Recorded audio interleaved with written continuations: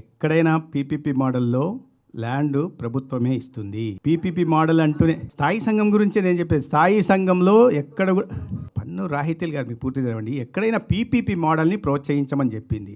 PPP model అంటేనే దానికి కావాల్సిన స్థలాన్ని ఇవ్వడం అనేది ప్రభుత్వమే ఇస్తుంది. ఉదాహరణకి ఇప్పుడు జేఎంఆర్ ఎయిర్పోర్టు ఇచ్చిన 5,000 ఎకరాలు ప్రభుత్వమే ఇచ్చింది. ఢిల్లీలో ఎయిర్పోర్టు ప్రభుత్వమే ఇచ్చింది. బెంగళూరులో ఎయిర్పోర్టు ప్రభుత్వమే ఇచ్చింది. కాబట్టి ఇటువంటి వాటికన్నీ పీపీపీ మోడల్ అన్నప్పుడు కావాల్సిన భూమిని ప్రభుత్వం ఇస్తుంది. సెంటు యాజమాన్య హక్కులు కూడా ప్రైవేటు వారికి ఇవ్వరు, జరగదు. పూర్తిగా యాజమాన్య హక్కులు ఉంటున్నప్పుడు వచ్చిన అభ్యంతరం ఏంటి నాకు అర్థం కావట్లేదు. దానివల్ల మీది ఇంకా ఆస్తి విలువ పెరుగుతుంది కదా, సంపద సృష్టించబడుతుంది కదా. సంపద సృష్టించబడుతున్నప్పుడు ఎవరికైనా అభ్యంతరాలు ఉండాల్సిన అవసరమే లేదు. ఈ ప్రైవేట్కి అమ్మేయడం కానీ ప్రైవేట్కి ఇచ్చేయడము కానీ కాదు, ప్రైవేట్ పరం చేయడమే లేదు. ఒక సెంటు కూడా వాళ్ళు ఇతరత్ర వాడుకోవడానికి లేదు. బ్యాంకులో తనఖా పెట్టుకోవడానికి కూడా లేదు.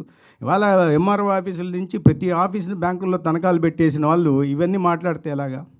జాబ్స్లో రిజర్వేషన్ ఉండదు. రిజర్వేషను సీట్స్లో ఉంటుంది. సీట్స్లో ఖచ్చితంగా ఉంటుంది. పీపీపీ మోడల్లో జాబ్స్లో అనేది రిజర్వేషన్ ఎక్కడా ఉండదు. కానీ మీరు మెడికల్ స్టూడెంట్స్కి దాంట్లో రిజర్వేషన్ కొనసాగుతుంది.